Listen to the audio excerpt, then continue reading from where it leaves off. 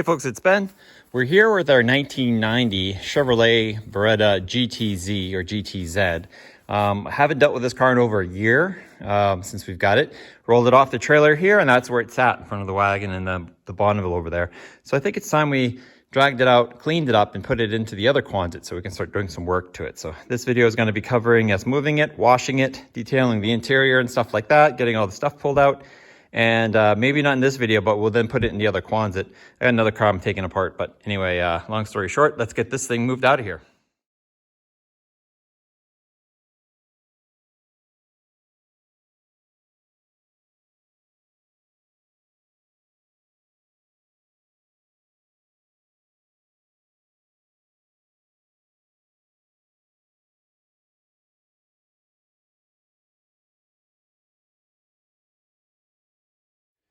Okay, tires are up on air. We put about 30 pounds in each one. Gotta go grab the pickup truck way over there and we'll bring it around here, hook up the strap, and we'll go pull it to somewhere where I can get it washed.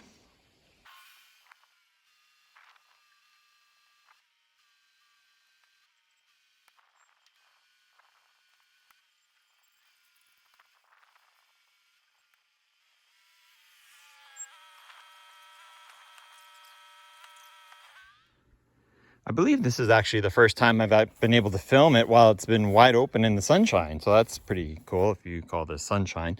The bird poop is mine. Everything else is barn patina and cat pee. Thanks, Fergus.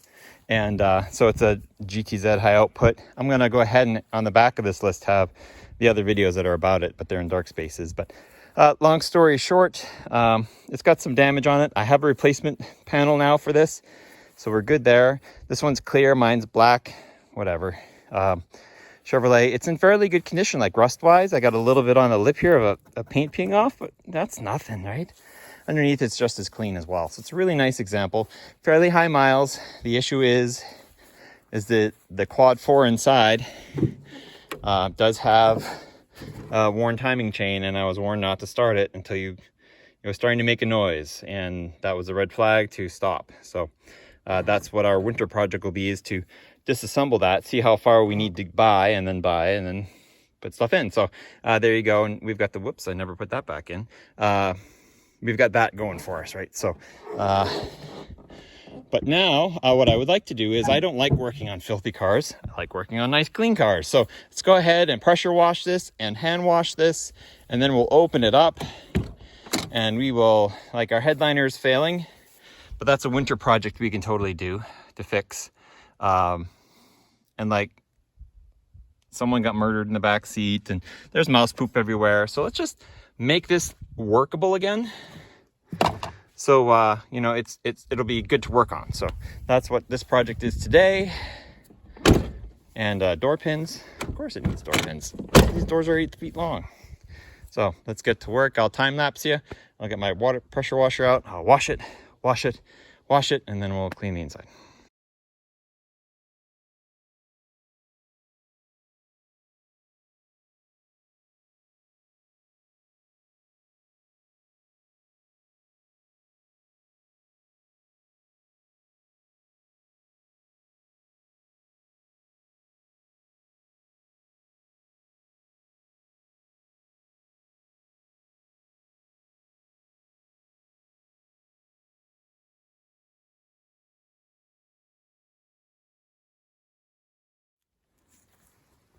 Okay, now it's wet, so we're kind of cheating here, but boy, does it look a lot better. Clean. The chassis is super duper clean. I'm really pleased with that.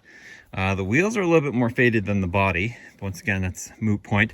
Fits my Fiero, by the way, 16 inches. Perfect. We got some chipping on this fender, like some rock chips that are a little bit more than usual. Not seeing any hail damage. The aftermarket sunroof is kind of crappy. A little bit of yellowing on the headlights, but not too bad. Obviously, we've got our valence that's broken. A little bit of like a rust here and there on the front. This fender is in much better condition. Mirrors are just sandblasted. Antenna ditto. Same with the windshield wipers. The windshield is cracked and such, but not badly. And then the rest of the car is in fantastic shape. We had a little bit of rust on the lip there. Our paint, little ding right here. Interesting Don't know where that came from. And then my wand was actually picking off the paint a little bit here. There's nothing. It's the clear coat's toast and the paint is toast. Same with up here to the extent that it's actually rusting a little bit. So what I'm thinking what we'll have to do is either repaint those components, like maybe just do the roof and the trunk, or I'm thinking maybe we wrap it. And that's a choice to do as well. My wife's got a Cricut. We can replicate the original, you know, badging and stuff, because it says GTZ or GTZ high output here, and then on the back here has GTZ and 2.3 liter DOHC 16 valve. That's getting technical, right? So anyway, this looks fantastic, so I'm happy with that. She's a sharp looking car, no doubt. But next is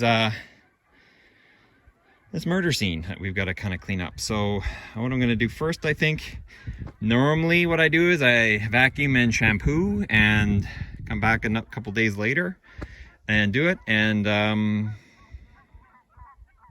that's, I don't know yet. I'll think about that. Or do I, at this point, I think I'm just going to wash down the plastic components, and then as a last step, because like that is really gross. And the back seat's really gross for reasons I don't know. So I think I'll come in and vacuum, and then we'll wash the dash down as best I can and things like that. And then I'll come in with the magic washer sucker, and we'll do a shampooing of the interior, at least number one anyway. And that'll get us towards where we need to be.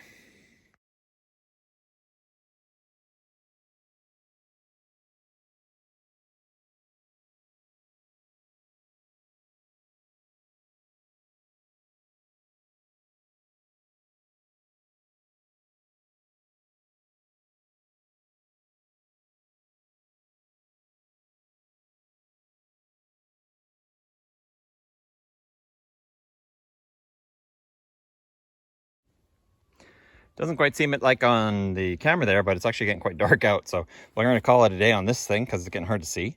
But we got the windows all cleaned. I got to actually just do the outside, the back one, and the other side. It would be cool. And I forgot to vacuum the back deck there. But we got the entire carpet vacuumed and the windows cleaned. So next we'll be coming with a simple green, and we'll wash all the paneling as best we can. And then we'll come in with a shampooer, and we will try to shampoo this thing clean. That's going to be tough, but using my drill and a brush, we actually can get some pretty good results. I'm fairly confident on that.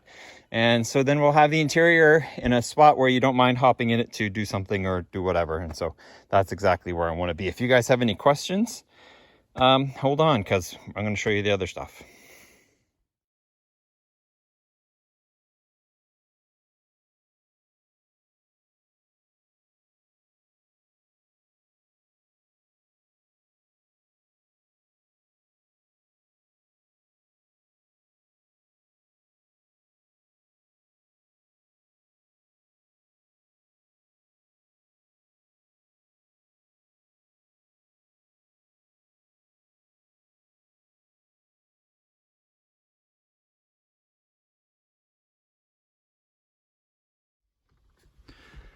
Hopefully that was a cool collage of time lapse for the vacuuming side of it. Car smells infinitely better, although the trunk still smells like mouse poop. I'm gonna take the rear seat off. Not conventional per normal GM. Looks like we got a pair of, feels like 13s right here, and another one on the other side. We'll release those and be able to pull the rear seat out, see what's in there. Those are pretty long-legged screws.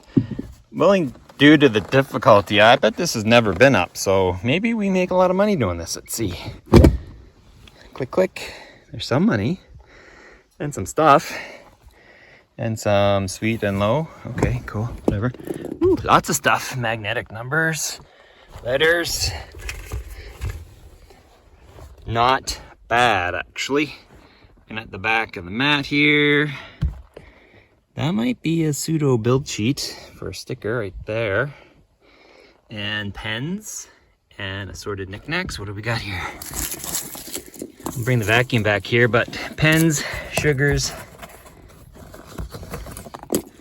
hair clip. Looks like a little girl's hair clip. Something like that. I don't know what symbol that is. Lowercase f, maybe? Some money, some sticky stuff. Gross. More money. What do we got?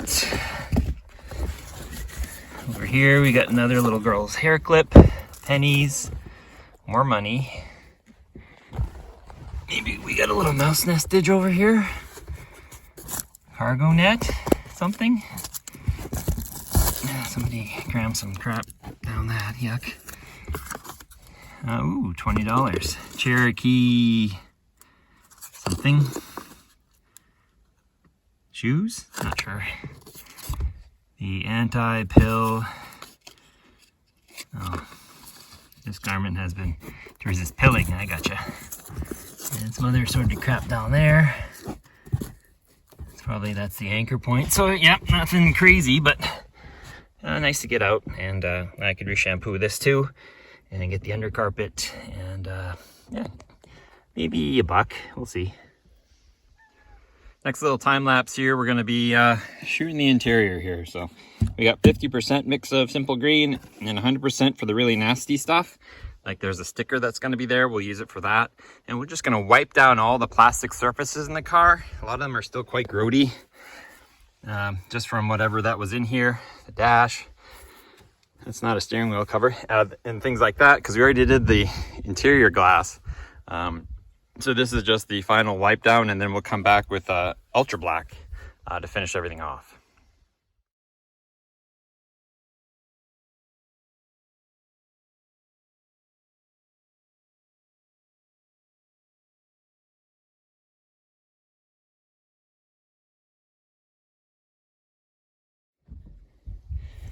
All right, everything's starting to look really spiffy now. Putting really the ultimate black right to the steering wheel, which is really dry. The lip here where it has gotten all that sun, it's really dry, but you can feel it. It's a plastic restore and it's coming around, right? This hard plastic will soften up and it'll be not so rough to the touch. Same with the dash. Same reason why we lost the dash there was because it got too dry and crispy. One thing I don't like about these seats, see how it's damaged here and here?